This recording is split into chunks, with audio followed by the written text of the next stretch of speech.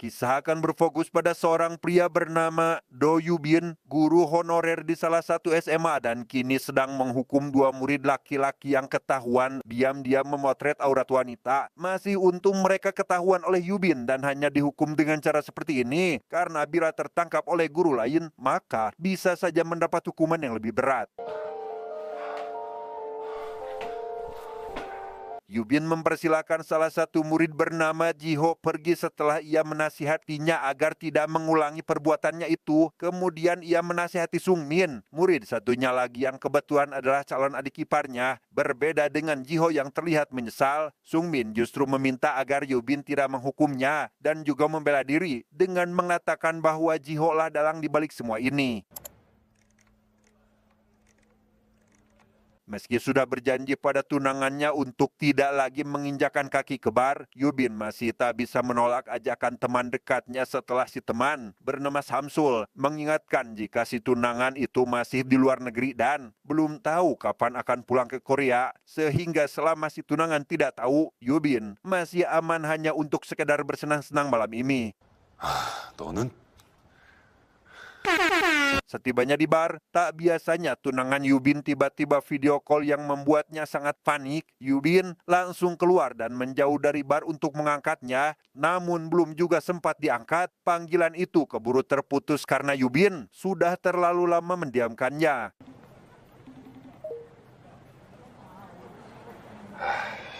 Yubin memutuskan bersantai lebih dulu ditakutkan tunangannya itu kembali menghubunginya. Selang beberapa menit, Yubin menerima pesan dari Jiho berupa kode voucher segelas kopi sebagai bentuk terima kasih karena Yubin tidak memberikan hukuman berat. Kembali ke bar, Yubin dikejutkan oleh dua orang wanita cantik yang mengaku sudah menunggunya sejak tadi. Meski berniat tidak mabuk karena takut terjadi hal-hal yang tidak diinginkan, Yubin yang sejatinya pria normal pun tetap saja terhipnotis oleh mereka. Entah apa yang terjadi sebelumnya, Yubin tersadar di rumah dalam keadaan tanpa pakaian dan kehilangan ponsel. Ia juga menemukan dalaman wanita yang tergeletak begitu saja di atas meja, serta coretan aneh di kamar mandi yang cukup membuatnya yakin jika semua ini adalah ulah wanita semalam. Baru saja akan kembali tidur, Yubin malah dikejutkan dengan suara bel rumah yang ternyata adalah tunangannya. Yang karena Yubin tak kunjung membuka pintu, si tunangan memilih lewat jalur belakang sementara Yubin masih berusaha membersihkan rumah yang berantakan. Meski sempat kurang percaya, si tunangan tidak memperpanjang hal-hal yang dianggap janggal sehingga Yubin berhasil lolos dan membohongi tunangannya jika semalam ia sedang bersama Samsul.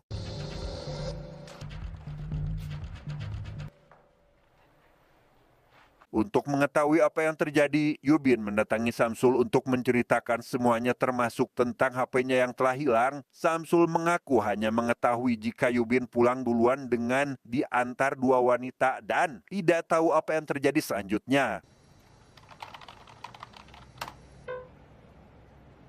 Samsul yang sempat membantu Yubin mereset data di HP lamanya pun menduga bahwa dua wanita itu mungkin saja adalah kiriman dari ayah tunangannya yang sejak awal memang tampak kurang setuju dengan hubungan mereka, yang mana dugaan itu membuat Yubin terlihat sangat canggung saat ia dan si tunangan mengunjungi rumah orang tuanya untuk mendiskusikan tentang pernikahan mereka yang semakin dekat. 아, Di tengah pertemuan tersebut, Yubin tiba-tiba dihubungi oleh seorang yang tidak dikenal, memintanya agar pergi ke kamar kecil karena hal yang akan dibicarakan sangat-sangatlah penting. Yang dalam panggilan itu, rupanya si pemanggil memeras Yubin dengan uang 33 juta won pada waktu dan lokasi yang akan diberitahukan di lain hari. Sama seperti penjahat konvensional pada umumnya, si peneror mengancam akan menyebarkan video aibnya saat sedang mabuk dengan wanita bila mana berani melapor ke polisi. 여기 봐봐 여기. Yubin kembali menemui Samsul untuk menceritakan teror yang sedang menimpanya. Ia begitu khawatir dan cemas jika video itu tersebar dan membuat pernikahannya batal seketika. Sampai akhirnya ia teringat seorang wanita bernama Gayung yang diketahui pernah memiliki urusan dengannya di masa lalu.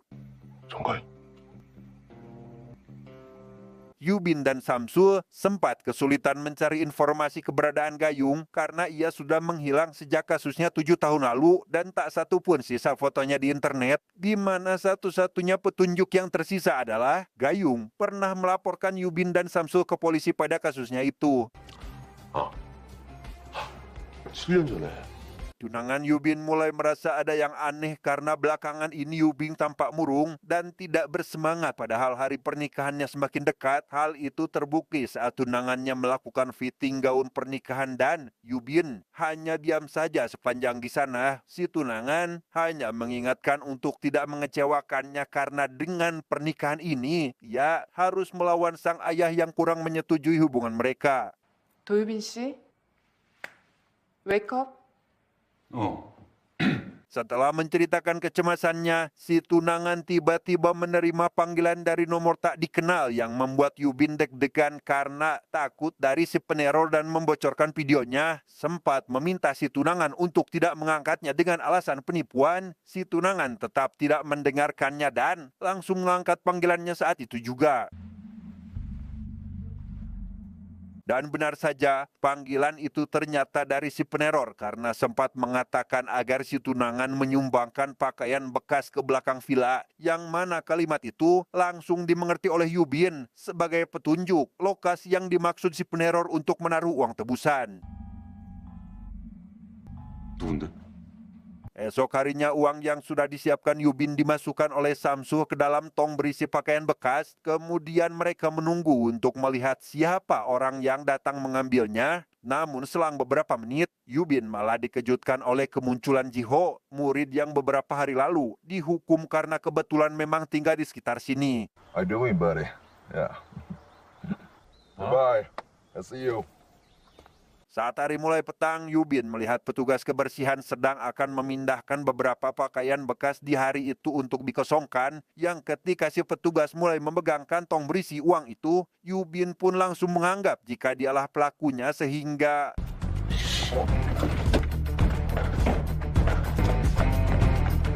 Ya, Yubin langsung menyerang si petugas yang cukup membuat si petugas kebingungan. Namun di saat uangnya diperiksa, mereka terkejut karena isinya telah berubah menjadi tumpukan kertas, membuat mereka bingung karena merasa tak pernah mengawasi uang tersebut tanpa sadar jika ada seseorang yang diam-diam merekam dari kejauhan. Meski sudah memeriksa rekaman CCTV, Yubin tetap tak menemukan siapapun selain Samsul dan petugas yang sempat mendekati tong tersebut. Sempat curiga pada Samsul, namun Samsul segera menyangkal, mengaku hanya menyimpan uang itu dan tetap berada di dalam mobil, di mana Samsul justru mencurigai Jiho yang kebetulan muncul dan menyapa mereka berdua di tempat kejadian. 그리고 네 돈은 내가 장길 팔아서라도 갚을 테니까.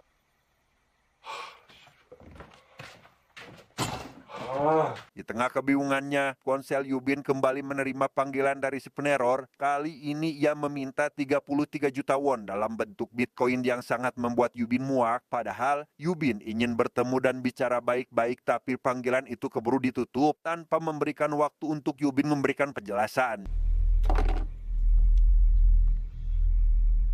Sejenak kita akan dibawa mundur ke waktu tepat saat Yubin meminta maaf atas kesalahannya pada Gayung. Diketahui Gayung adalah mantan pacar Yubin yang pernah dirugikan karena video haram yang mereka buat tersebar di internet. Semua berawal dari Samsul yang memperbaiki laptop milik Yubin dan menjual video haramnya yang ia temukan pada laptopnya. Dan karena video itu hanya menampilkan wajah Gayung, maka hanya Gayung sajalah yang merasa dirugikan atas semua itu.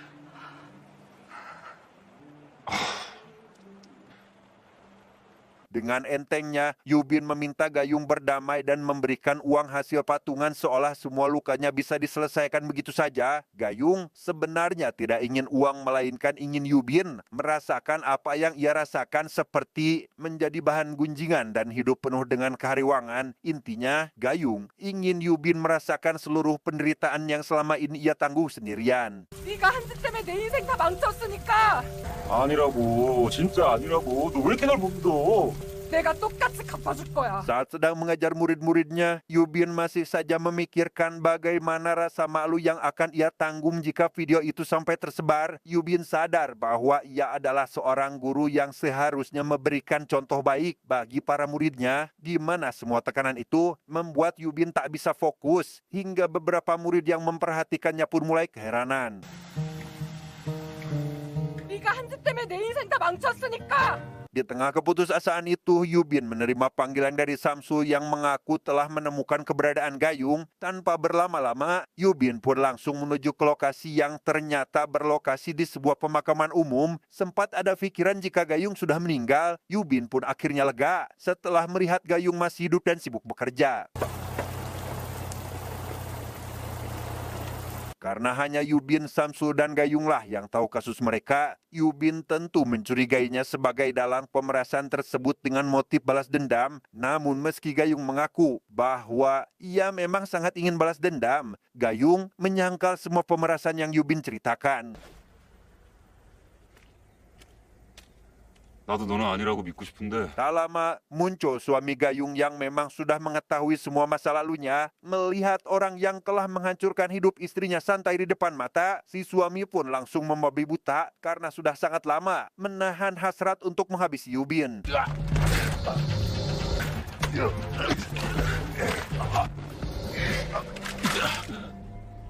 Alhasil, Yubin pun pulang dengan pakaian penuh tanah akibat serangan itu. Yang di tengah perjalanan, tunangannya menghubungi Yubin karena seharian ini tidak mendapat kabar darinya. Begitu mendengar suara Yubin berat dan tampak tertekan, si tunangan pun langsung peka jika Yubin sedang tidak baik-baik saja. Namun Yubin tentu tidak bisa menceritakan apapun dan hanya berusaha meyakinkan bahwa ia baik-baik saja. 목소리 왜 그래? 오빠, 여보세요? Merasa bebannya sudah terlalu berat jika terus dipikul sendiri, Yubin pun akhirnya melaporkan seluruh teror itu kepada pihak kepolisian. Di sana Yubin berbohong jika ancaman dari si peneror adalah akan menyebarkan video haram yang ia buat dengan tunangannya, sehingga meminta agar pihak kepolisian tak memberitahu penyelidikan ini kepada tunangannya. 사건 접수됐으니까 최대한 협조 부탁드립니다. 저도 부탁 하나 드려도 될까요? Suatu hari, Yubin diprotes oleh salah satu guru wanita yang tahu jika Yubin sudah ketahuan meloloskan Jiho dan Sungmin dari hukuman atas kasus itu. Yang di tengah perdebatan, tiba-tiba mereka dikejutkan oleh teriakan para murid yang ternyata adalah perbuatan Jiho, di mana Jiho tiba-tiba meloncat dari lantai atas, namun untung masih ditang tayungan dan segera dibawa ke rumah sakit. Singkat cerita, tunangan Yubin dikejutkan oleh kedatangan seseorang yang menyerahkan kotak kartu memori. Bersamaan dengan itu di tempat lain, ayahnya juga menemukan kotak yang serupa, yang setelah isinya dibuka, terdapat rekaman milik Yubin sedang mabuk hingga membuat Yubin langsung dijemput paksa oleh ajudan calon ayah mertuanya saat itu juga.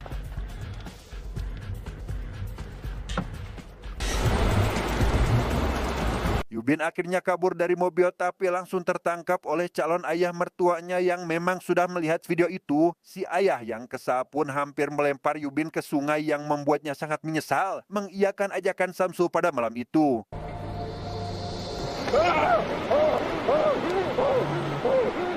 Yubin kembali menerima panggilan dari si peneror, namun hanya mendapati ocehan-ocehan yang membuatnya kesal. Selesai dengan panggilan itu, Yubin tiba-tiba menemukan sebuah poster kecil dengan gambar si wanita yang ia temui pada malam itu.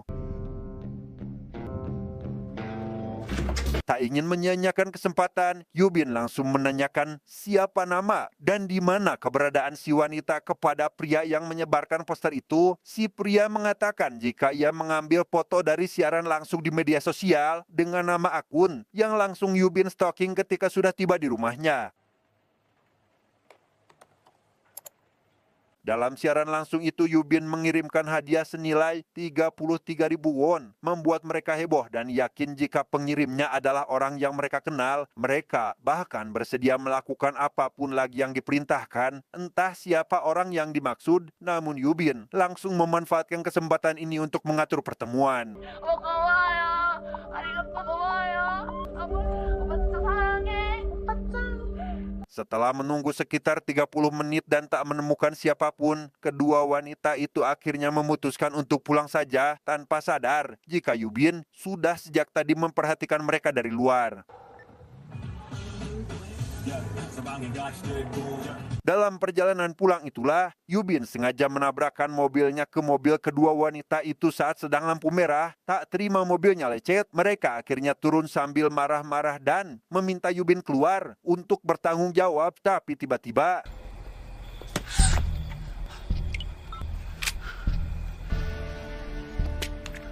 Yubin pun langsung menginterogasi mereka tentang kejadian di bar 2 minggu ke belakang. Mereka akhirnya mengaku bahwa rekaman itu atas perintah seseorang yang datang bersama Yubin. Tidak lain dan tidak bukan adalah Samsul itu sendiri. Alhasil, Yubin yang terbakar emosi pun langsung mendatangi Samsul dan menghajarnya habis-habisan. Bahkan ia sampai menggali tanah agar untuk mengubur Samsul hidup-hidup. Samsul mengaku bahwa memang yang dikatakan kedua wanita itu benar. Namun untuk soal teror dan ancaman, Samsul langsung menyangkal dan mungkin saja ponsel Yubin diretas oleh orang lain. 여기 아니거든.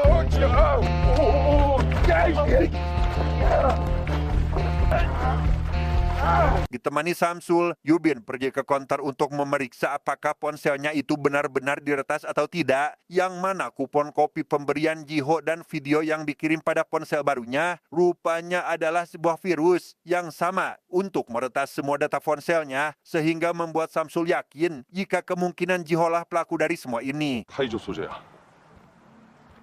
Yubin menemui ibunya Jiho untuk menanyakan apakah ada yang aneh dengan sikap Jiho belakangan ini. Kemudian ia meminta izin untuk memeriksa isi dari ponsel Jiho. Namun rupanya si ibu juga sedang mencari ponsel itu karena tiba-tiba menghilang. Di mana sikap Jiho akhir-akhir ini selalu tampak gelisah. Bahkan jarang belajar karena sering bermain ponsel terus-terusan.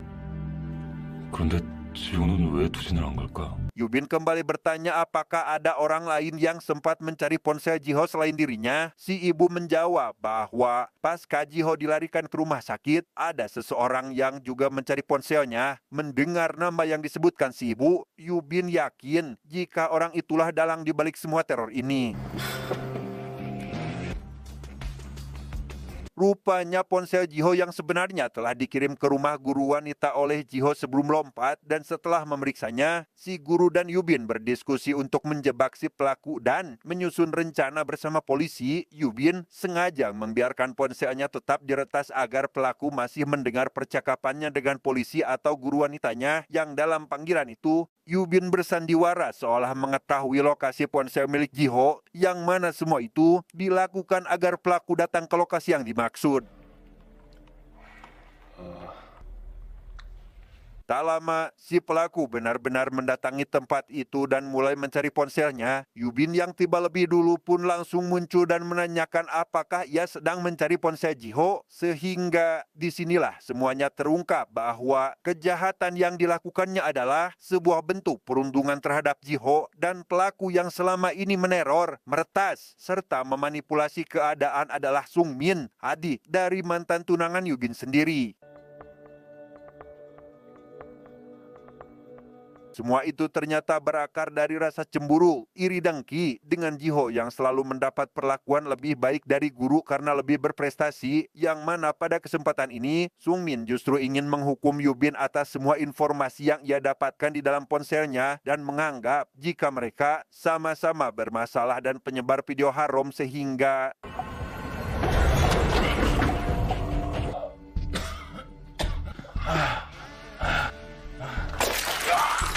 ya, setelah membuat Yubin babak belur, Sung Min langsung merebut ponsel yang ia kira milik Jiho. Namun tanpa ia sadari, ponsel itu hanyalah replika. Dan yang lebih membuatnya murka adalah seluruh pertarungan dan percakapan mereka sejak awal sudah direkam oleh kamera tersembunyi, sehingga pengakuan dan tindakan Sung Min bisa terekam jelas oleh kamera.